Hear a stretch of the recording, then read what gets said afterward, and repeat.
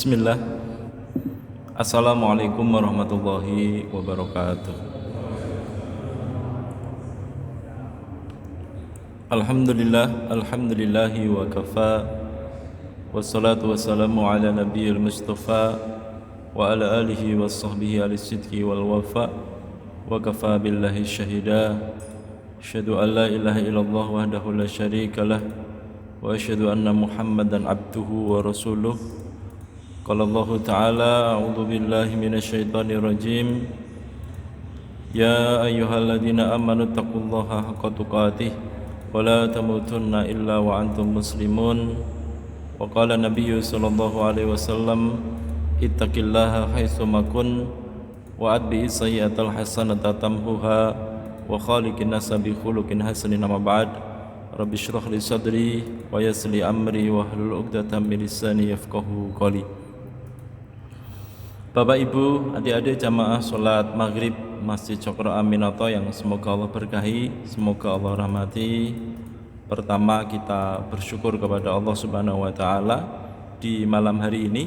Allah Subhanahu wa Ta'ala kumpulkan kita, Allah pertemukan kita kembali dalam keadaan sehat, tidak kurang apa-apa. Semoga setiap langkah yang kita langkahkan, setiap waktu yang kita habiskan, Allah Subhanahu wa Ta'ala limpahkan keberkahan kepada kita semua. Sholawat dan salam senantiasa tercurah kepada junjungan kita Nabi besar Muhammad sallallahu alaihi wasallam, yang kita ikuti sunnah-sunnahnya, kita nantikan syafaatnya, dan kita harapkan kelak di hari kiamat kita semua yang hadir maupun yang tidak hadir di sana, yang senantiasa mendengarkan kajian kita, mendapatkan syafaat kelak di hari kiamat. Di malam hari ini kita masih berada di fiqhul udhiyah, yaitu fikih tentang udhiyah atau fikih tentang kurban, yang kemarin kita sudah sampai pada beberapa pembahasan. Hari ini kita insya Allah akan melanjutkan pembahasan kemarin yang sempat tertunda. Tapi sebelum membahas ke fikih, kita akan sedikit mengutip perkataan salah seorang ulama, yaitu Imam Asy-Syatibi.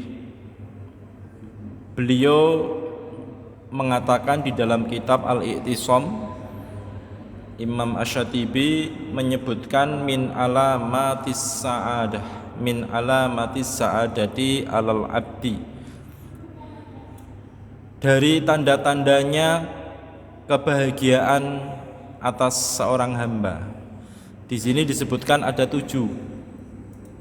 Jadi orang disebut bahagia itu jika memenuhi 7 ini.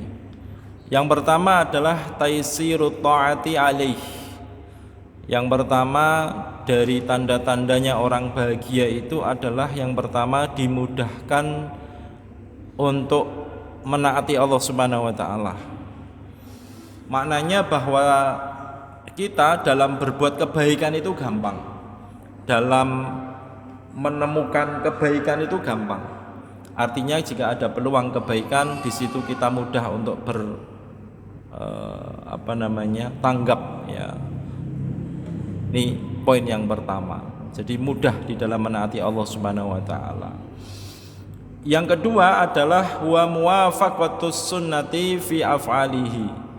Amalannya sesuai dengan sunnah. Apa yang dia lakukan itu selalu muwafaqah lis sunnati, sesuai dengan sunnah-sunnah Nabi SAW. Dan ini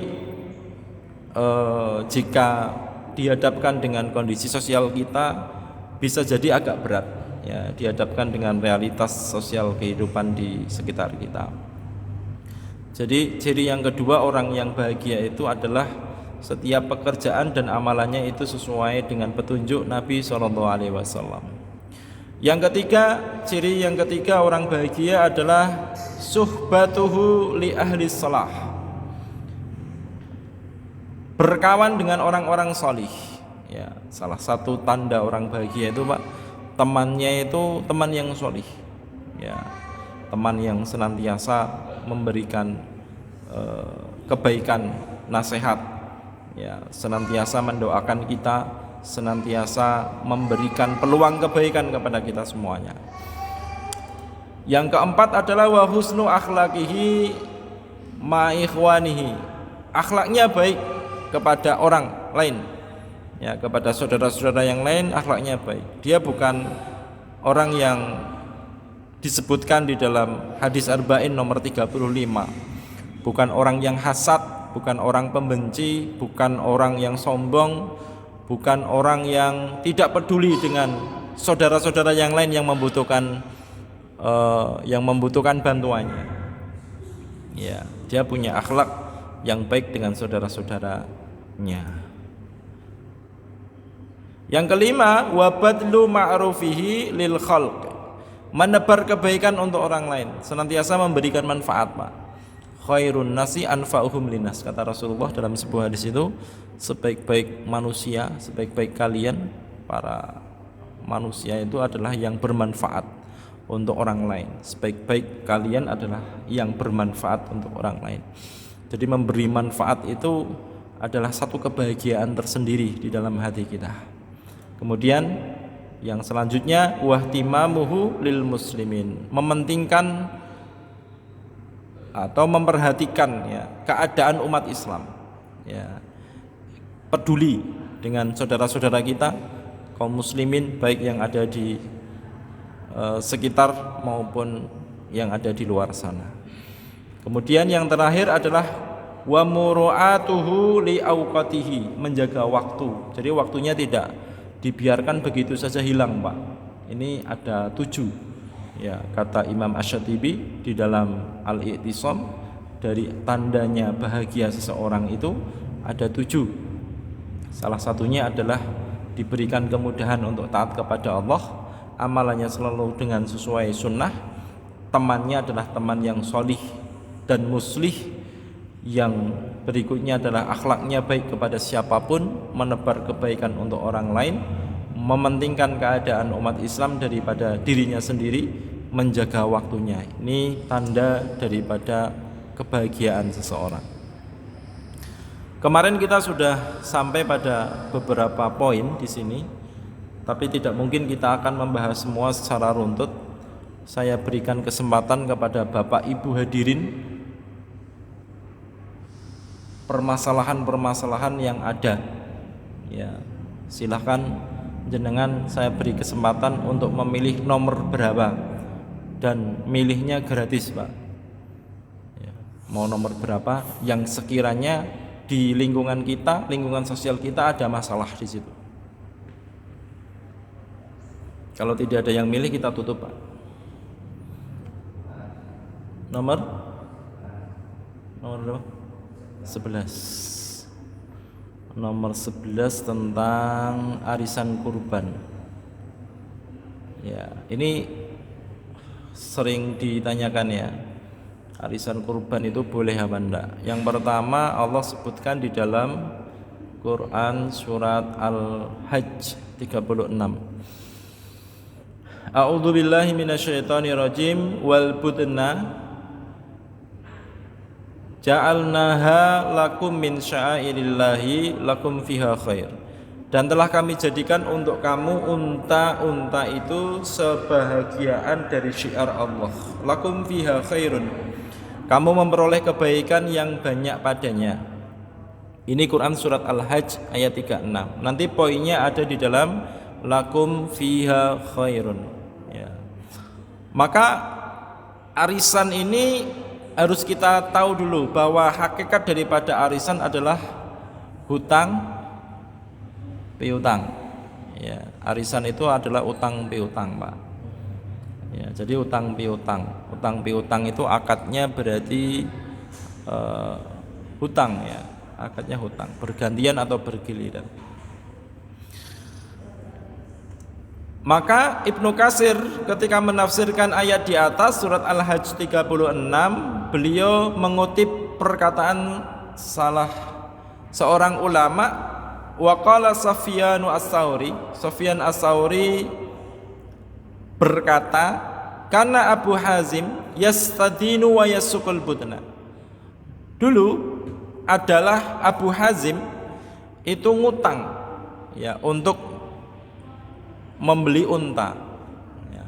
Abu Hazim itu ngutang Pak untuk membeli unta. Untanya dibuat untuk kurban udhiyah. Faqila lahu, maka dikatakan kepada Abu Hazim, tastadinu wa tasukul budna, kamu ngutang mau udhiyah mau kurban kok ngutang gitu Pak bahasanya. Maka kata Abu Hazim, faqala inni sami'tullaha yaqulu lakum, sesungguhnya aku mendengar Allah Subhanahu wa taala mengatakan kepada kalian, dia mengutip Quran surat Al-Hajj 36, lakum fiha khairun, kamu memperoleh kebaikan yang banyak padanya. Kesimpulannya, mau kurban utang boleh apa enggak? Kesimpulannya boleh ya, enggak masalah. Boleh Pak, tenanglah ya. Boleh. Zulqa'dah, ini bulan Dzulhijjah ya, Dzulqa'dah ya. Dzulqa'dah ternyata belum punya uang. Zulhijjah juga belum punya uang. Dia punya harapan nanti di bulan Muharram itu kemungkinan padinya panen. Nah, padinya panen Pak. Berarti sudah ada yang dijanjikan, sudah ada yang diharapkan. Ya, gaji ke 13 belum Pak ya. Ya, atau nunggu gaji ke 13 ya, atau nunggu gaji ke 14 nanti ya. Nunggu ke gaji 14. Wes Pak, aku utang dulu 4 juta atau 5 juta buat beli kambing. 4 juta buat beli kambing yang terbaik. Nanti gaji ke 13. Nyaur utangnya gaji ke 13. Atau ketika nyaur utangnya ketika sudah dibayar. Ya, misalkan jual sepeda motor gitu kan.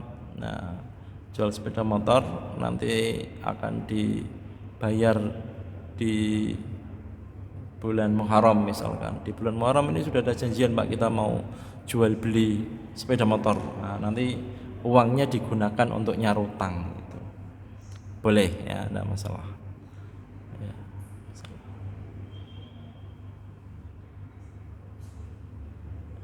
Yang enggak boleh saat masih punya utang kepada tetangganya, dia ngutang untuk kurban Pak.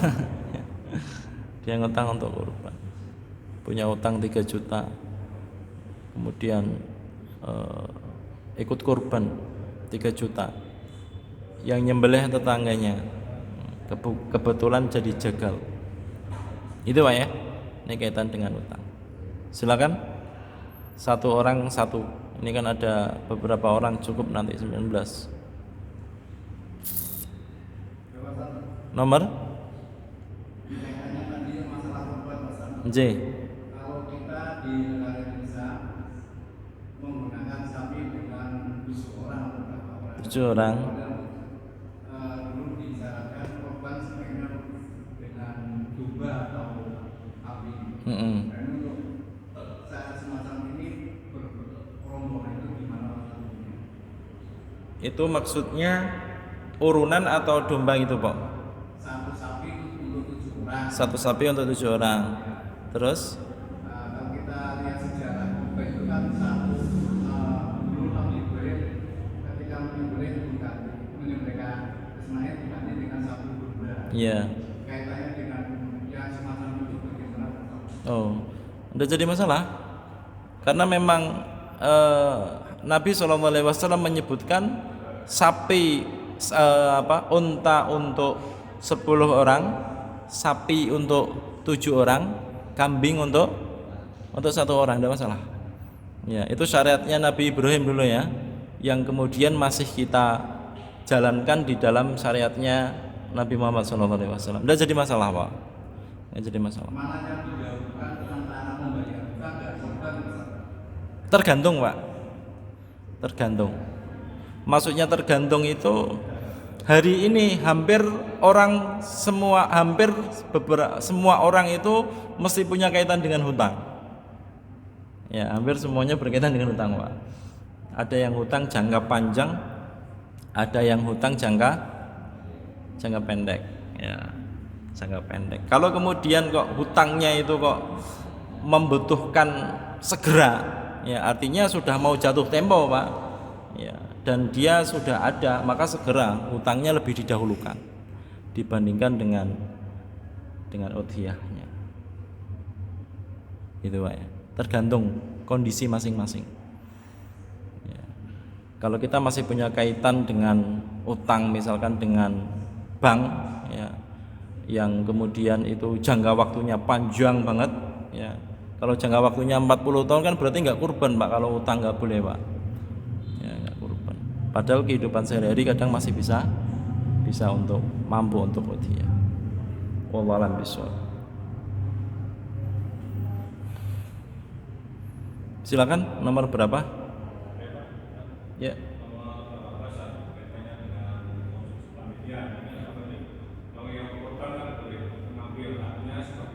Ya. Panitia itu boleh mengambil tidak, misalnya pasangan sendiri sudah beberapa besar itu panitia tidak mengambil daging dari yang sebelah. Ya. Dia dari operasional untuk dimasakkan, maka itu panitia bisa. Ya. Ya, jazakallahu khairan. Nomor 18 ya. Ini sering ditanyakan, Pak, terutama di kota-kota. Kalau di kampung-kampung hampir jarang, tapi kalau di kota hampir keseluruhan. Ini kemarin dapat pertanyaan ini dari tahun lalu di Kedung Muni, ya, di Kedung Muni. Maka saya masukkan ke poin nomor 18. Ini masih ada yang poin 20. Kemarin ada satu pertanyaan yang cukup menggelitik dan itu realitas, tapi belum saya masukkan ke slide. Yang pertama tentang konsumsi panitia. Maka yang pertama harus kita ketahui bahwasanya di zaman Nabi SAW itu belum terdapat panitia sebagaimana sekarang, Pak. Jadi zaman Nabi dahulu, Pak, sahabat punya kambing, maka dia potong sendiri. Cash dipotong sendiri, diambil maksimal sepertiga dan boleh kurang, dimasak oleh dia, istrinya, sebagiannya disimpan, yang 2/3 kemudian dibagikan. Ya, bisa untuk fakir miskin, bisa dihadiahkan untuk orang-orang yang mampu dan lain sebagainya. Ya. Dan sebagian juga sama, unta mereka potong sendiri, ya. Atau Rasulullah SAW pernah dalam sebuah riwayat ada di dalam sini, itu nyuruh Ali bin Abi Thalib, ya, berarti menyuruh menantunya, Ali, saya punya unta, silakan urus unta udhiyah ini, diurus Pak sama Ali. Dan Ali radhiyallahu an, dia tidak mendapatkan upah, tidak mengambil upah dari sembelihan tadi, ya, tidak mengambil upah dari sembelihan tadi karena dia jagal, ya, tetapi dia mengambil upah dari yang lain, dari kantongnya Nabi SAW. Ini zaman dulu belum ada panitia kayak seperti ini, Pak, ya. Cuma adanya jagal, ya, saya punya unta 100, diurus, yang ngurus jagal, penjagal. Maka kalau dia kedudukannya sebagai penjagal, berarti dia diharamkan untuk mengambil upah dari binatang udhiyah tadi, ya, binatang udhiyah. Paham ya? Nah, di sini di dalam sebuah kitab Al-I'lam bi Fawaid, ya, kitab Umdatul Ahkam, hadis, isinya hadis Bukhari Muslim, disebutkan yang disebut dengan penjagal adalah orang yang menangani pengulitan dan memotong daging hewan yang disembelih. Ingat, Pak, ya, orang yang menangani pengulitan dan memotong daging hewan yang disembelih, ini namanya jagal. Berarti dia tidak boleh mengambil daging untuk kemudian sebagai upah, ya, sebagai upah. Nah, jagal tidak dibolehkan mengambil upah dari daging kurban untuk dimasak. Siapa yang tidak dibolehkan? Penjagal, ya, kepala ataupun lainnya, ya. Sekan jagal ngomong, wis ndasewe nggo aku ngono Pak. Kepala, kaki-kaki wis buat aku atau kulitnya wis buat aku. Nah, ini berarti upah. Ya, berarti upah. Tapi panitia atau sohibul kurban boleh menghadiahkannya jika ada kemaslahatan baginya. Ternyata sudah diupahi si jagalnya, tapi jagalnya ini kayaknya kok kurang mampu Pak dalam masalah ekonomi dan lain sebagainya. Akhirnya kepalanya udah dikasihkan penjagal aja sebagai hadiah. Ingat Pak ya, sebagai hadiah bukan sebagai upah. Kalau yang ini boleh sebagai hadiah bukan sebagai upah. Upahnya ada sendiri. Nah, panitia, jika panitia itu berbeda dengan jagal, ya panitia itu berbeda Pak dengan jagal. Kalau jagal tadi definisinya yang menangani kepengulitan, memotong daging dan lain sebagainya. Kalau panitia itu adalah wakil dari sahibul kurban. Ya, tugasnya apa panitia? Panitia tugasnya adalah ada ketua, sekretaris, bendahara. Tugasnya adalah mengkoordinir. Ayo siapa yang mau utiyah, yang mau kurban di Masjid Cokro Aminoto, itu panitia pertama. Yang kedua, setelah dia mengumpulkan para mudhahi, dia tentukan ukurannya sekian. Ya, kemudian dia nyari jagal. Tugasnya panitia nyari penjagal. Penjagalnya siapa ini? Nah, dia upah dari panitia. Uang panitia tadi. Diupah diambilkan dari uang panitia, jagalnya tadi. Kemudian setelah itu dia mengurusi distribusi. Ya, pendistribusiannya nanti kemana? Ini RT mana yang belum dapat, gitu kan? Terus ada yayasan mungkin pantai asuhan atau apa yang kemudian butuh di situ. Ya itu tugasnya panitia Pak. Tugasnya panitia. Maka di sini berarti berbeda antara panitia dan jagal. Lalu apa kedudukannya panitia? Panitia kedudukannya adalah sebagai wakil dari sahibul kurban. Ya, kedudukan panitia itu sebagai wakil dari sahibul kurban. Kalau seandainya kok sebelum sholat id dan khutbah selesai sapinya kok meninggal dunia, maka panitia wajib mengganti sapinya tadi yang meninggal dunia, karena dia sudah menjadi hukumnya sudah hukum wakalah Pak. Hukum wakalah itu hukum perwakilan. Jadi hukum wakalah itu Pak, apa yang dibolehkan oleh mudhahi itu yang kurban, maka dibolehkan oleh panitia. Ya, jadi apa yang dibolehkan oleh pengkurban itu dibolehkan oleh panitia. Tadi pengkurban di zaman Rasulullah disembelih sendiri, kemudian sebagian dimasak, sebagian disimpan maksimal sepertiga, boleh enggak? Boleh. Ya. Panitia sebagai sahibul kurban pun boleh sebagaimana wakil dari mudhahi. Itu panitia. Ya. Lah, kebanyakan panitia biasa yang kerangkep jadi jagal. Iya betul. Yo panitia, yo jagal, nggih betul. Biasanya kan seperti itu, Pak. Ya maka nanti bisa dibedakan, Pak. Ya, panitia ya sebagai jagal juga, ketika jagal sapi ya dia dapat upah. Dari mana? Dari panitia tadi. Ya, dapat upah jagalnya. Ya, tapi kalau kemudian kok panitia kemudian kok masak di situ, misalkan ngambil sebagiannya tidak lebih dari sepertiga sudah diambil untuk masak sama sahibul kurban, nanti dibagikan tidak lebih dari sepertiga, maka di situ ya dia boleh makan Pak di situ Pak. Panitia karena bukan sebagai penjagal. Penjagal sudah selesai karena sudah dikasih upah. Ya. Panitia kurban adalah wakil dari sahibul udhiyah. Oleh karena dia wakil maka dibolehkan mengambil dan memasak sebagian dari hewan kurban selama bukan sebagai upah. Hal itu karena mereka menjadi wakil dari pengkurban. Nah, ini wakalah ya, nanti hukumnya hukum wakalah. Tapi panitia tidak boleh ngambil lebih dari sepertiga bagian. Ya, sebagaimana mudhahi tidak boleh ngambil lebih dari sepertiga bagian. Jadi begitu Bapak Ibu sekalian. Mungkin dari sini ada pertanyaan.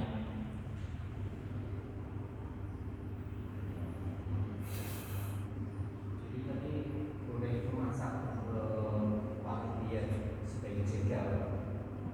Iya. Boleh. Hukum wakalah itu apa yang wakalah itu perwakilan. Jadi wakil atau kuasa, Pak.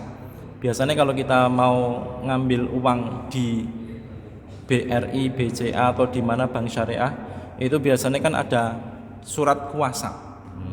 Sama itu hukumnya wakalah. Ya, wakalah itu wakil. Jadi hukum yang berlaku untuk yang diwakilkan itu sama dengan yang mewakilkan. Jadi begitu.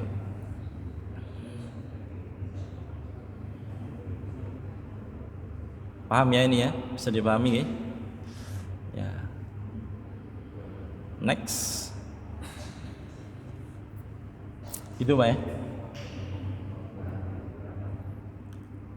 Silakan milih. Kalau enggak kita tutup Pak. Ya.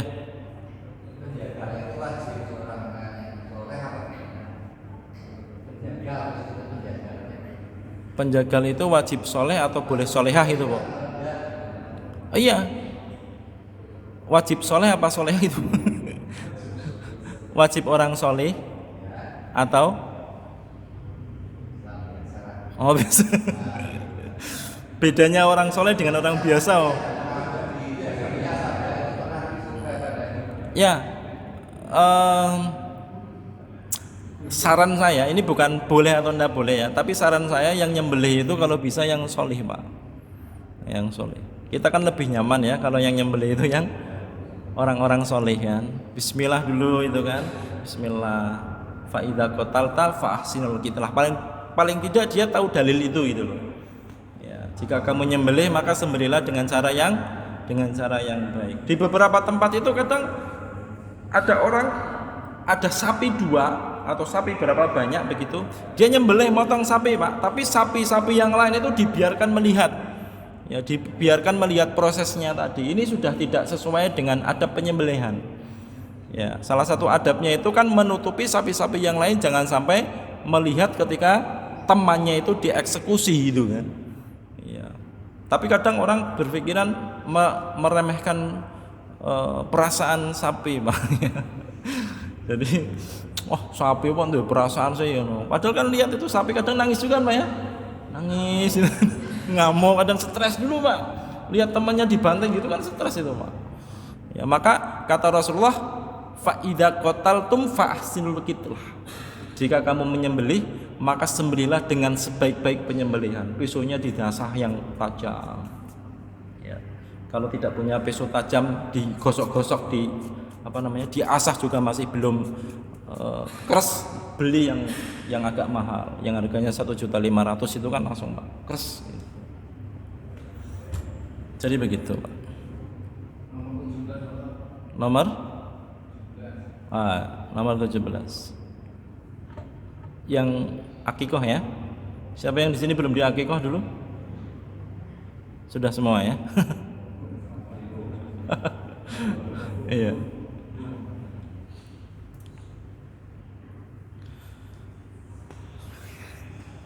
Udhiyah bagi yang belum akikoh. Mana yang didahulukan antara akikoh dan udhiyah? Pertama kita akan membahas sedikit tentang akikoh. Akikoh itu adalah sunahnya orang tua atau sunahnya anak? Sunahnya orang tua. Disembelih disunahkan pada hari ke-7 atau 14 atau 21. Ini ada di dalam fikih sunnah Said Sabiq, dan di dalam Sahih fikih sunnah juga disebutkan Pak. Ya, disembelih pada hari ke-7 tidak ada ikhtilaf, tidak ada khilafiyah. Hari ke-14 dan 21 lebihnya para ulama berbeda pendapat. Ya, lebihnya Pak, lebih hari ke-7 para ulama berbeda pendapat. Ada yang menyebutkan sunnahnya 7, 14, 21 ini kalau lebih dari itu sudah tidak disunahkan lagi. Ya, karena waktunya mudhoyak, sempit, bukan muasa, luas. Ya, waktunya sempit, sehingga para ulama menyebutkan batasnya ya hari ke-21 tadi. Kalau lebih dari itu berarti dia tidak mendapatkan sunnahnya. Kemudian muncul di kemudian hari ternyata yang dulu bapaknya tidak mampu nyembelih anaknya 2 ekor kambing laki-laki atau 1 ekor kambing perempuan, bapaknya pada waktu itu orang tuanya belum mampu, giliran sudah tumbuh dewasa ternyata si anaknya ini menjadi orang yang mampu dalam masalah harta, ya, sehingga sebagian besar mereka berinisiatif mau akikoh dirinya sendiri, gimana ya, mau mengakikoh dirinya sendiri. Ini akikoh dulu atau kurban dulu, ya. Terus bagaimana nanti ketika akikoh, ya, apakah diterima atau tidak? Padahal batasannya para ulama di situ 7, 14 dan 21. Nah, dari sekian banyak perselisihan pendapat para ulama tadi, Pak, ada perkataan Imam Ahmad bin Hambal, Pak. Perkataan Imam Ahmad bin Hambal yang beliau mengatakan arju an tajzi al udhiyata anil aqiqati insyaallah taala liman lam ya. Aku berharap, kata Imam Ahmad, semoga kurban bisa mewakili akikoh yang dulu belum sempat akikoh tadi. Ya, insyaallah kata beliau, bagi orang yang belum diakikohi ketika kecil. Ini ada di dalam Tuhfatul Wadud bi Ahkamil Maulud, ya, Ibnu Qayyim Al-Jauziyah. Ya, jadi yang belum akikoh kurban saja, Pak. Mudah-mudahan sudah bisa mewakili akikohnya yang dulu belum sempat diakikohi. Ini dari Imam Ahmad bin Hambal. Next. Masih ada waktu 10 menit.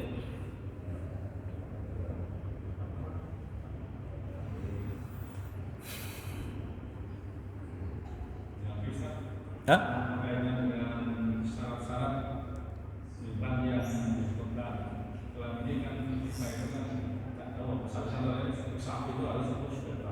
Ya. Kadang-kadang petani itu kan ada dalam merawat itu ada meskipun belum 2 tahun, tapi karena mungkin biaya terlalu banyak sehingga Jual aja. Ya. Beli aja. Ya. Ya. Ya. Kita masuk ke syarat-syaratnya. Ini nanti kita sebutkan syarat-syarat bagi udhiyah. Udhiyah itu berarti hewannya, dan syarat-syarat bagi mudhahi. Mudhahi itu berarti pengkurban. Kita sebutkan semua. Yang pertama adalah antakuna min bahimatil an'ami hiyal ibil wal baqar wal ghanam, hadza huwal ma'rufu indal arabi. Sebagaimana disebutkan dalam Quran surat Al-Hajj 34, ya. Yang pertama syarat hewannya adalah antakuna min bahimatil an'am. Hewannya adalah hewan ternak yang ma'ruf itu dikenal di Arab zaman itu, zaman Rasulullah, adalah al-ibil unta, wal baqar sapi, wal ghanam kambing. Ya, berarti harus bahimatul an'am, binatang ternak, Pak. Tidak boleh gajah. Gajah dumeh besar itu, ini pahalanya lebih besar, enggak. Ya. Atau macan singa luwih sangar itu enggak juga, ya. Ya, atau buaya yang enggak juga. Harus bahimatil an'am. Ini pertama. Yang kedua, antabligha sinnu al-mahdudu syara'an. Usianya hewannya sudah balik, Pak. Hewannya sudah balik. Ini urutannya. Kalau unta itu baliknya unta boleh disembelih itu ketika unta berusia minimal 5 tahun plus. Ya, 5 tahun, Pak, minimal. Kalau sapi minimal 2 tahun.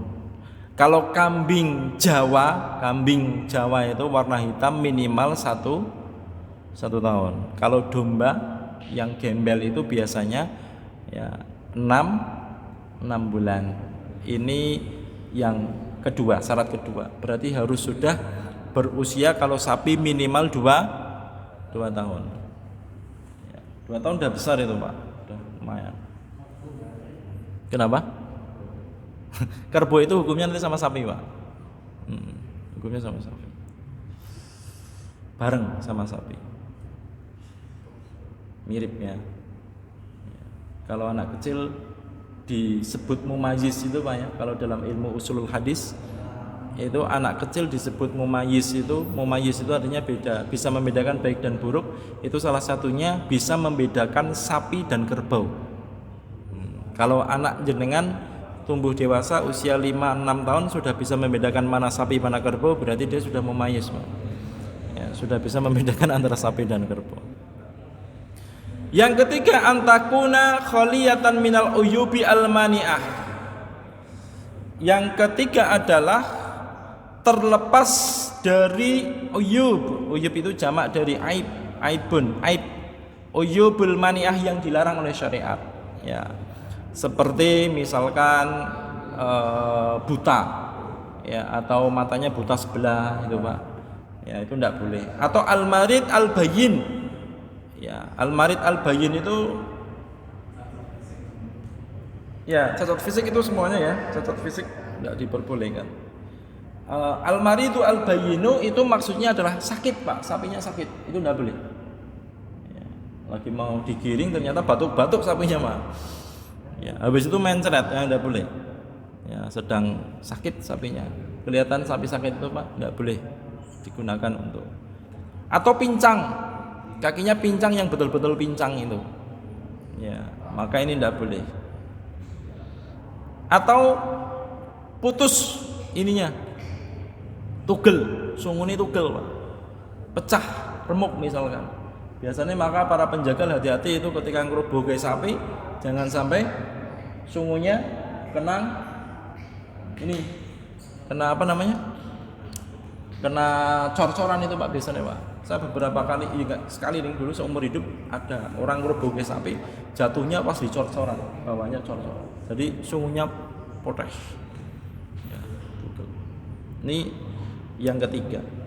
Yang keempat adalah antakuna malikan lil mudhahi. Sapinya harus punya mudhahi, tidak boleh punya tetangga. Ya, nonton sapi, Pak, mau ngapain? Mau saya kurbankan gitu. Setelah dikes ternyata tetanggane ngurus sapiku kok ilang ning dia. Ternyata disembelih sama tanggane. Yang kelima adalah alla yata'allaqu biha haqqal ghair fala tasiqu tudhiyata bil marhun. Tidak, sapinya tadi tidak punya kaitan dengan hak orang lain. Jadi mutlak punya dia sendiri. Misalkan sapi digadekan atau sapi ini biasanya apa namanya? Gaduh. Sapi digaduhkan. Nah, sapi bikin gaduh, Pak. Ya, atau gaduan, penggaduan, Pak. Ya, digaduhkan itu berarti masih punya hak orang lain. Saya misalkan disuruh, Mas, tolong sapi saya dirawat selama setahun, nanti saya kasih sekian gitu kan. Akhirnya saya rawat, Pak, tapi ternyata saya potong sendiri itu loh, Pak, buat kurban. Nah, itu nggak boleh. Kenapa? Karena masih punya haknya orang yang menggaduhkan. Yang terakhir, ayyudhuhiya biya fil waqti al mahdudu syar'an. Yang terakhir, sapinya itu disembelih fil waqti al mahdudi syar'an, di waktu yang dibolehkan, batas waktu yang dibolehkan secara syar'i. Kapan itu? Waktu penyembelihannya minimal setelah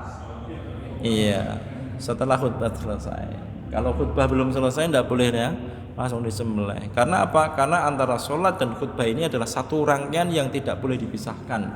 Saya sering lihat kalau di kota-kota, di kampung-kampung itu sedikit, Pak. Tapi kalau di kota-kota itu kadang assalamualaikum warahmatullahi, dia langsung pergi, keburu pulang. Ya, keburu pulang. Padahal antara sholat dan khutbah itu adalah satu rangkaian. Ya, dua rangkaian yang jadi satu. Jadi ketika sholat assalamualaikum, panitia tidak boleh langsung kes, Pak. Nunggu khutbah dulu selesai. Atau saking banyaknya Masjid Cokro Aminoto misalkan ada tiba-tiba dapat 50 sapi gitu kan, malam takbiran disembelih ini biar besok rampung, enggak boleh juga, Pak. Ya, kalau dipotongnya disembelihnya itu sebelum khutbah selesai atau sebelum sholat selesai, maka itu menjadi sedekah. Ya, panitia nanti bertanggung jawab.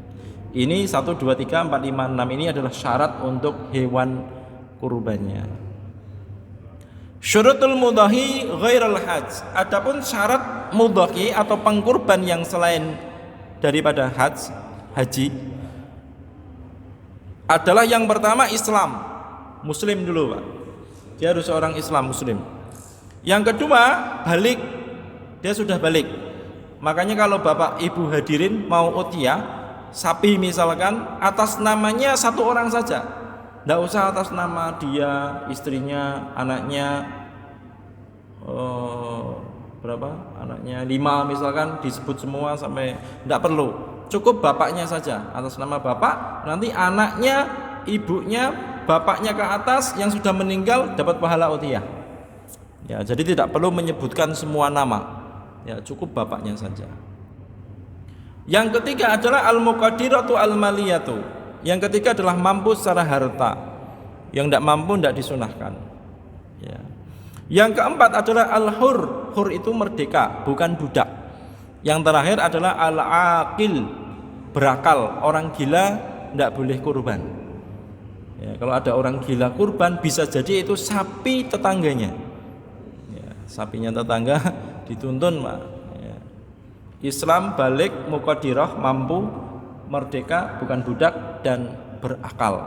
Ini syarat bagi mudhahi, ya, atau pengkurban.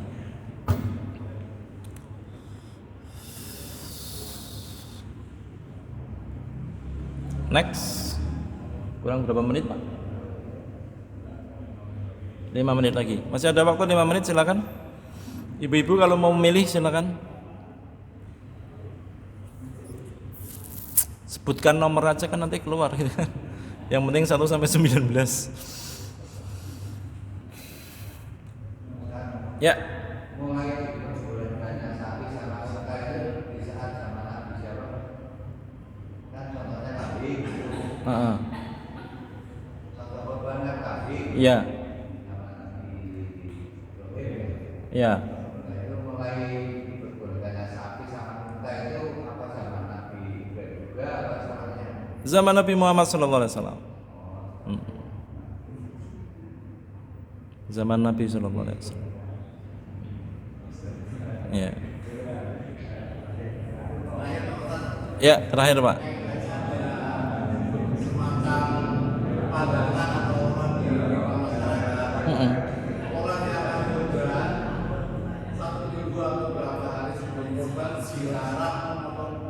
Ya. Ya. Ini nomor ini larangan bagi mudhahi. Nomor 7. Sudah saya bahas di nomor 7, Pak. Larangan bagi mudhahi atau pengkurban, yang pertama menjual daging hewan kurban tidak diperbolehkan. Ya, tidak boleh jual daging hewan kurban. Kalau dia jadi panitia berarti shahibul kurban, panitia tidak boleh menjual daging, menjual kepala, menjual kulit, menjual apapun dari kurban. Ya, nanti mesti akan timbul pertanyaan, bagaimana kalau kulitnya Ustaz, begitu kan? Nanti kita jawab dulu. Man ba'a jilta udhiyatihi fala udhiyata lahu. Barang siapa menjual 9 kurban maka tidak ada kurban baginya. Hadis riwayat Imam Hakim. Yang kedua, mengupah penyembelih hewan dengan hewan kurban. Tadi udah kita bahas ya. Ya, ini amarani Rasulullah SAW anna aqwama ala budnihi wa an atasaddaqa bilahmiha, dan seterusnya. Ini hadis dari Ali, ya, radhiyallahu an, yang diperintahkan Nabi untuk mengurusi hewan kurbannya atau udhiyahnya. Yang ketiga, larangan memotong kuku dan mencukur rambut untuk orang yang hendak berkurban. Man kana lahu dhibun yadbahuhu fa idza ahalla hilalu dzilhijjah fala ya'khudanna min sya'rihi wala min atfarihi syai'an hatta yudhhiya. Barang siapa yang telah memiliki hewan yang hendak dikurbankan, apabila telah masuk tanggal 1 Dzulhijjah, Bapak Ibu hadirin, maka jangan dia memotong sedikit pun bagian dari rambut, kuku hingga dia selesai menyembelih. Keterangan para ulama itu sampai kapal-kapal ini, Pak, yang ada di kaki yang biasa jalan kereta kayak gini, ini udah dibolehkan. Disunahkan sampai kapan? Iya, sampai binatangnya disembelih kes dan sudah mati. Baru jenengan boleh baru potong kuku, potong kumis, potong rambut, ya, nyabut bulu ke tiak, ya. Baru dibolehkan begitu. Ya. Ini ada hadisnya, Pak, ya. Ada hadisnya, larangannya ada hadisnya. Bagaimana solusi untuk kulit? Karena tadi tidak boleh dijual. Pertama, kumpulkan semua kulit, kepala dan sesuatu yang bagian dari hewan tadi. Tunjuk sejumlah orang sebagai sasaran penerima kulit. Sampaikan bahwa panitia siap menjualkan kulit yang sudah menjadi hak mereka. Ini pertama solusinya. Kulitnya banyak, Pak, dikumpulkan. Kemudian kita tunjuk beberapa warga, Pak, jenengan dapat kulit ya. Jangan dapat kulit 1, 2, 3, 4, 5 ini dapat kulit Pak. Ini kulitnya mau dimanfaatkan atau mau kami jualkan? Panitia siap menjualkan. Gitu, Pak. Setelah itu dijual kulitnya, panitia ngomongnya sudah siap dijualkan saja. Habis itu uangnya dikasihkan kepada itu Pak. Ya, 100% uangnya dikasihkan kepada orang yang menerima kulit tadi. Nah, caranya begitu. Itu Pak ya. Atau yang kedua, serahkan kepada yayasan Islam sosial. Ini lebih gampang ya. Kasih aja pondok pesantren atau yayasan sosial. Selesai. Udah bisa. Itu Pak ya. Jazakallahu khairan Pak. Kontribusinya telah memilih beberapa poin, mudah-mudahan bermanfaat. Pekan depan sudah Idul Adha belum Pak? Belum ya. Selama. Insyaallah kita masih akan melanjutkan ini atau mau ganti judul? Fikih Utia sudah paham semua Pak ya? Atau masih ada yang bingung nanti? Kalau bingung kita cari solusinya bareng nanti insyaallah. Sementara ini dulu kita tutup dengan doa kafaratul majlis. Subhanakallahumma bihamdika asyhadu an la ilaha illa anta astaghfiruka wa atubu ilaik.